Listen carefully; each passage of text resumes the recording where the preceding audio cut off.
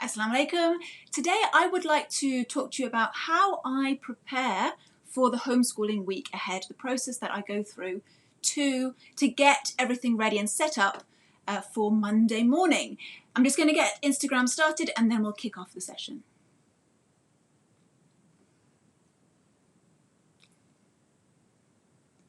I want to walk you through the process I take to get my homeschool ready for Monday morning. I want to talk to you about exactly what I do every Sunday to get everything set up and ready for the coming homeschool week. Assalamu alaikum. Welcome everybody. This is the Raising Mums podcast and my name is Dr. Gemma Elizabeth and I am your host.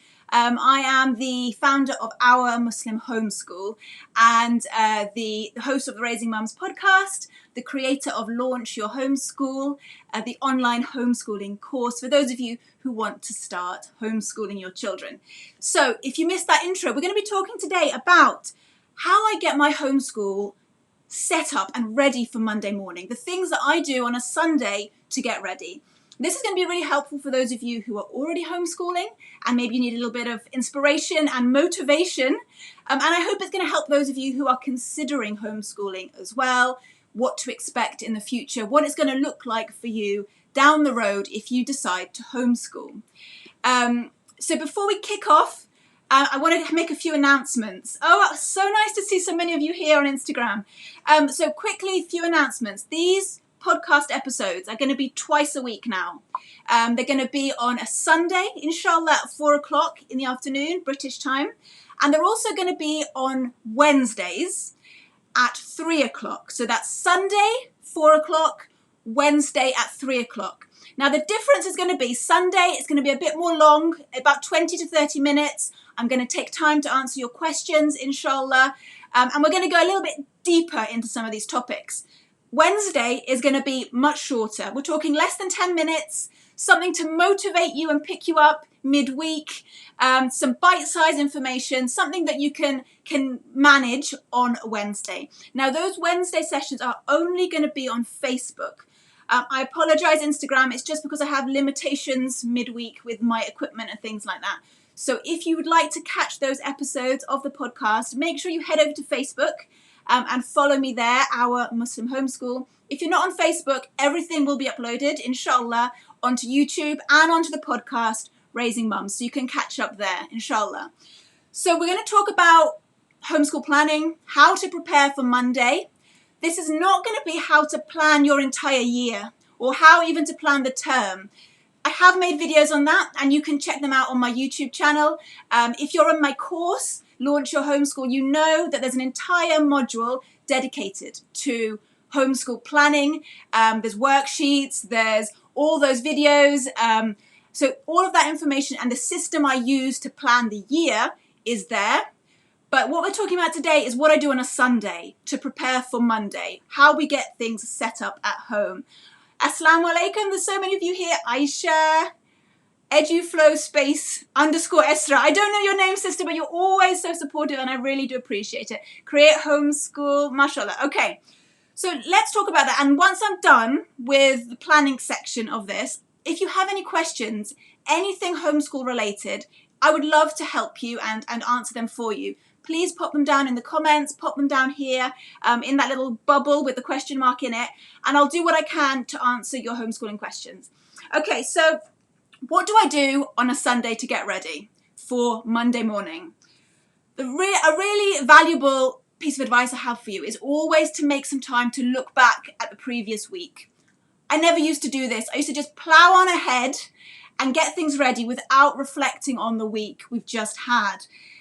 It's very important because you need to see where you fell short. You know, what didn't get done? What do you need to catch up on? You know, what, for whatever reason, you didn't manage to finish all those maths pages. You didn't manage to finish that chapter in the book. So you need to make a note of what you didn't get done. But more importantly than that, it's to reflect on why. Why were there failures that week? What went wrong and why? And that can be quite introspective, but it's really important to carve out that time if you can. Just 5-10 minutes to think about the previous week and what went wrong, because it might be something that you can change that you can improve upon in yourself to make things better for the coming week. So reflect on what didn't go well and why. And just as importantly, if not more importantly, reflect on what went well. What are you grateful for? Because we know that what we're grateful for, when we are grateful, it increases. So, as mums, as human beings, we're so harsh on ourselves. We're always critical. And when something goes wrong in our homeschool with our children, we are the first people to blame ourselves. And I really want to encourage all of you to, before the week starts, if you're not doing it already, reflect on what went well and feel grateful for it and thank Allah for it. Just 3 things, just list them. And inshallah, Allah will increase you in those things, but also it will give you confidence. It will help you and increase you in motivation for the coming week. And it will help you in your planning process to make sure you repeat those winners, those things that went well. So that's what I will do on a Sunday. First thing is to reflect on the week we've just had and see how that's going to impact the coming week. Then I'm going to look back at my plans that I had for the year and for the term and see how the coming week's going to align with that. What books we're going to be looking at, what curricula, what pages, all of those kinds of things.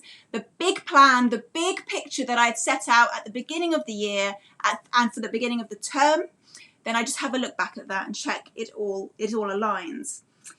The next thing I do, and I don't know how many of you are in that situation, but my kids have a lot of classes outside of the home. Some of them are on Zoom, and some of them are in person, madrasa, sports classes, those kinds of things.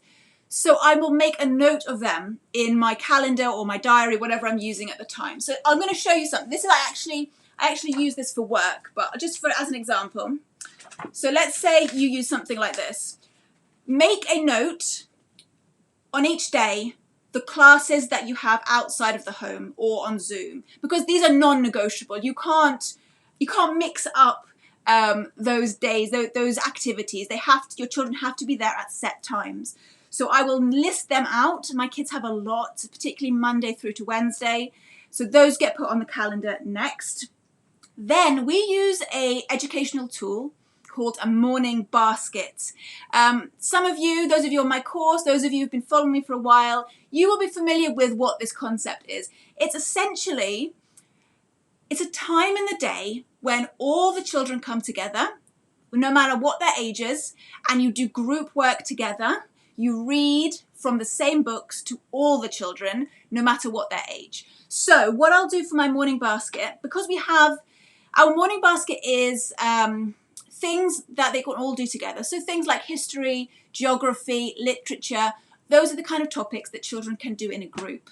So those you will find in my morning basket. So I will make a note each day of the time we're going to do our morning basket.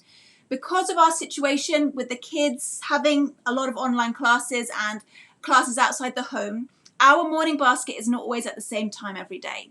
Sometimes it's very early in the morning, sometimes it is after lunch. It's not really a morning basket anymore.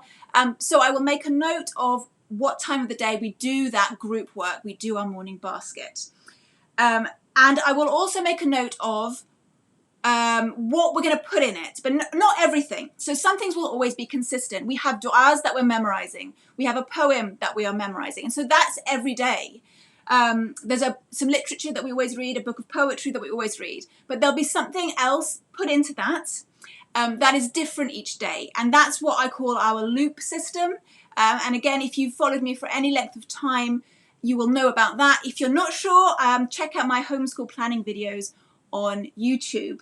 But yeah, so I will make a note in my journal, in my planner, of what we are using in that loop, what loop subject we're doing.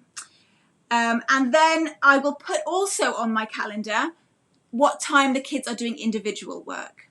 I don't write down all the individual subjects because every day the kids do the same individual work. So the kids every day will do individually their maths, their reading, their memorization, missing something, foreign language. Now, foreign language they do with a tutor outside the house, but that they will do every day. So I don't need to write that every single week, Save yourself a job. I will just write a time when they will be sitting down to do that work. And again, because the kids do have their own classes online, they will do their individual work at different times in the day. But just to make a note of it, and then in the morning I can say to them, look, you need to sit down at this time and get your work done. I think it really helps them to be able to plan their day. You're not just throwing it at them. They know what's coming, and I think that's really important for a lot of children. And something I also want to say is that I do try and leave empty space. I call it white space. And typically for our homeschool, that's on a Friday afternoon, I leave it completely empty. Now, that is because life happens when you homeschool. Amazon delivery comes, there's a nappy explosion, something happens which brings everything to a halt. You get an unexpected visitor at the door, whatever it might be. If I didn't have that empty space in my homeschooling routine, then the whole plan would fall apart because I would have nowhere to fit in the subjects that didn't get done. And so I do leave a little bit of space on a Friday to try and catch up on anything that didn't get done. Or we also use that time if the kids are really interested in a topic and they want to do their own investigations and learn more on a specific topic, then that can be put there. We don't have to just rush on to the next thing. There is a time for them to explore and dive deep in what they're interested in. And again, if there's still stuff left over, then I make a note of it, and then on a Sunday I can see, oh yeah, we didn't get that done, and bring it into the coming week.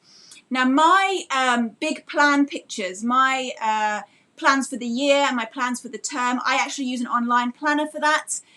But sort of on a day-to-day basis, I will always make a note of things in some kind of planner or calendar using paper and pen. So I use a mixture of both online digital products and paper and pen. But really, you can use whatever you want. You can use whatever works for you. If you're in Launch Your Homeschool, my homeschooling course, I provide that planning material for you as part of the course. You get all those handouts to plan your homeschooling year and months and terms. Oh, one more thing. I also will make a note of supplies. So we homeschool using the Charlotte Mason method. And if you're familiar with that at all, you'll know that it's quite simple compared to some in terms of, what's the word I'm looking for? Like the thing, hands-on materials. So for me, there's not an awful lot I need to plan. It's just perhaps science experiments, and anything for nature study. So I will just have a look forward, see what we have planned for that, and see if there's anything that I need to set aside for later in the week for that. So I'll do that on a Sunday as well. All of that I've just said, that takes 20 minutes. Because again, we use the Charlotte Mason method, there are no workbooks that I need to mark. There's nothing I need to print out because again, with the Charlotte Mason way of educating your children, those kind of consumables are really not needed and not necessary. That's something that's seen in the classroom. We read books together, or the kids read them individually, and then they will write in a notebook if they're old enough to do so. Otherwise, they will just all orally narrate to me what they've learned. And it's really as simple as that. We do have nature journals, and they have notebooks for science to make notes of their observations. But there's no preparation from me, nothing to mark in terms of that. And for their maths, they do that in a consumable book, but I mark that on a daily basis because that's the only thing there is to mark. There are no worksheets or anything like that I need to look through apart from for maths. So I think that is summed up everything that I do on a Sunday to prepare for the week ahead. If you have any questions, please pop them in the comments. I'll do my best to answer what I can. But yeah, it takes 20 minutes. It's not nearly as long as you might expect for an entire, week of schooling ahead. Alhamdulillah. Right, so I can see some questions have come. I'm just going to have some coffee and then I'll have a look. Bismillah. Okay, we'll just start with Instagram. Facebook, if you have any questions, please feel free to put them in the comments and I will do what I can to answer them. Okay, this is a great question from Fatima. So Fatima has asked, what sort of activities do you recommend outside of the house? Okay, Fatima, it depends on how old your kids are. If they're little, then, for my little ones, they just go to the park. We have play dates, we meet up with friends, and we keep things very simple. Just giving them opportunities to meet other children, be exposed to different situations, different experiences for little kids. For older children, I think it's nice to bring in some kind of group learning. That can be, something that homeschooling families really need to intentionally think about, is how are my kids going to learn in a group? Because there are a lot of skills involved in that. So if you can find classes for homeschoolers in your area, if not, you can set them up yourself. That is something that I would recommend. Obviously, if you have a madrasa or somewhere that teaches Islamic studies, Arabic, in a group, in a class, that might be a good way of bringing that into your homeschool. Okay, thank you for asking that. Okay, so we have a question. Do you start working on your schoolwork just after Fajr? We don't, because my boys just go back to sleep, to be honest with you. But I do have a friend who does that. She told me that she homeschools her daughter straight after Fajr. And what that means is that when her younger daughter wakes up, it's all right if her younger daughter is a bit disruptive and wants to play, because they've got all that focus book work done. And so that works really well for them. I also know people who wait until dad comes back from work and get more work done when he gets back. So homeschooling is great like that, in that you have that flexibility. No problem, Fatima. Walaikum salam, Taiba. Naila, so glad that you're here. Oh, we've got another question here. Okay, this is a great question as well. How long are your homeschool days? What time do they start and what time do they end? So, it does vary day to day, but typically we will start around 9 o'clock and we will be finished by lunch, 12-ish. So 3 hours of focused sit-down work. Then the kids have the afternoon off. Sometimes that will be filled up with nature study or some kind of group activity, but typically they have the afternoon off, and they'll just read or just play, do whatever they want to do. We keep screens off during the week. There's no screens. And then in the evening they go out, they go to madrasa, they learn Arabic and their various Islamic studies. So yes, 3 hours of focused sit-down work, but obviously it's not 3 hours solid. There's breaks in between. My 6-year-old doesn't sit for 3 hours.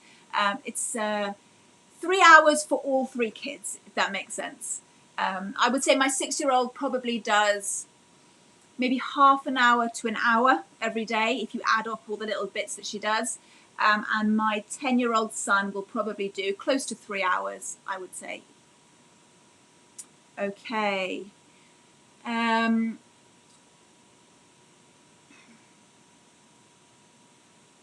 That's amazing. So Homemade Teacher has said that her children are doing the Crest Awards. So that's for children ages 5+. They meet up with other local homeschoolers on a weekly basis and do STEM activities. Well, that sounds really, really good. I might look into that myself, actually. That sounds fantastic. Thank you for sharing that. Okay, one more question here.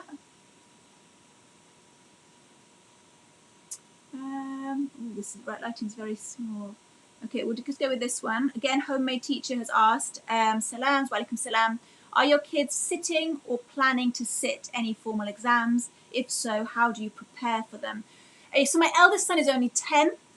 He'll be 11 soon, but we're not thinking imminently of any formal exams for him.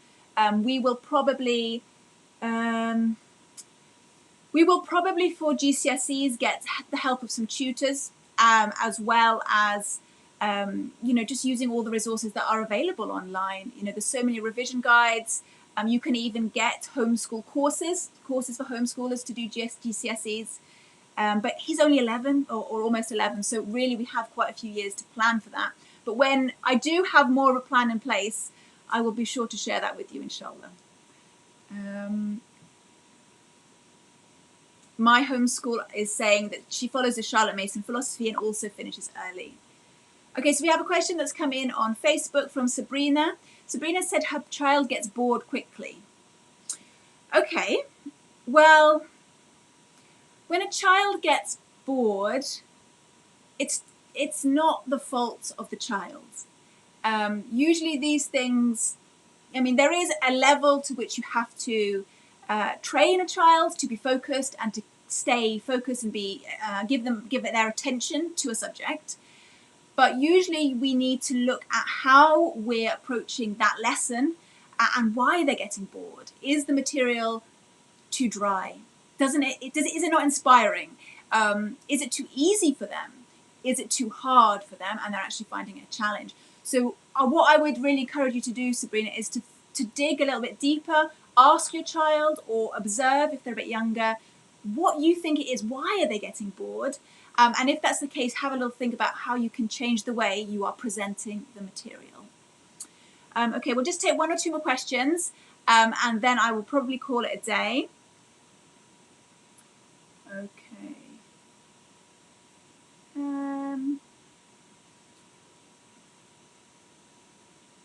Okay, so we have a question. Do you still teach Arabic language to your kids as a language, I mean? No, I do not anymore. They have far surpassed my ability and they have a tutor now.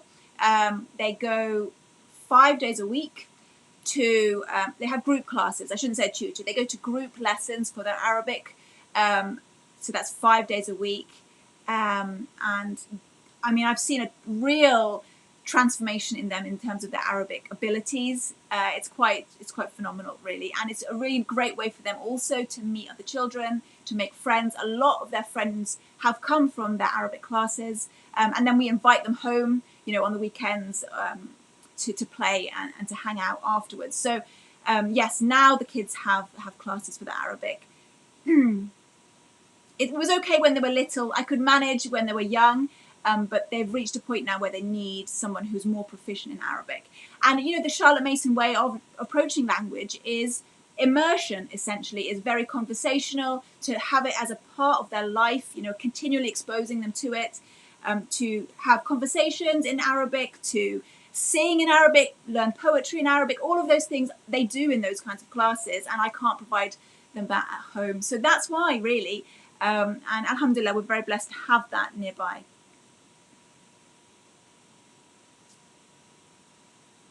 My home education officer said to tasks from STEM. Do you do anything from there? I'm sorry, I'm not sure what you mean by that. I don't know what the question means. Sorry, if you want to rephrase it, inshallah, I will have a look. Do they attend extracurricular activities? If so, how many activities per kid?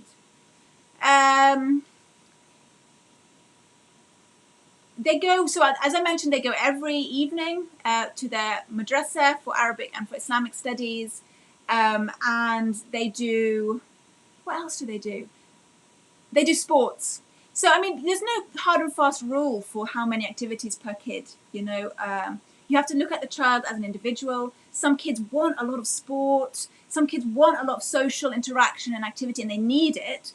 And other kids don't. And so I really would encourage you to just look at the child in front of you and think about what they need as an individual. That's what you get to do as a homeschooler. You get to really get to know your child and craft their education, including their social education, around what they need and what is good for them. So yeah, there's no rule about that. Okay. Okay, I think I'm gonna end it here because my voice is going. But I really appreciate all of you joining me here today. If you have enjoyed this, make sure you tune in again. So I'll be back Wednesday on Facebook at 3 p.m. Back again on Sunday, inshallah, on Instagram and Facebook at 4 p.m. If you are interested in joining my homeschooling course, Launch Your Homeschool, put your name down on the waiting list and I will send you more information about that. That's launchyourhomeschool.com. And basically what that program is, it's an online course that will hold your hand and walk you through the stages of starting homeschooling. You know, how do you pick the right resources? I will show you, you know, how to craft a curriculum based upon your values as a family. I will teach you how to manage your time well so that you can get things done, so that you can get your homeschooling done and get the house cleaned and do all the other things that you need to do without losing your mind. We have a great online community where parents share ideas and ask questions, which has been very valuable. We're about to launch, I think it's next week, a book club for mums, for homeschooling mums, so that we can read homeschooling books together and discuss them and continue our learning. It's a fantastic opportunity for any of you who want to start homeschooling, but you're feeling very lost and overwhelmed. If that sounds like something you might be interested in, go to launchyourhomeschool.com and pop your name down there. But anyway, thank you so much, everybody, for joining me here today. I hope you have a great Sunday. Take care. Assalamu alaikum.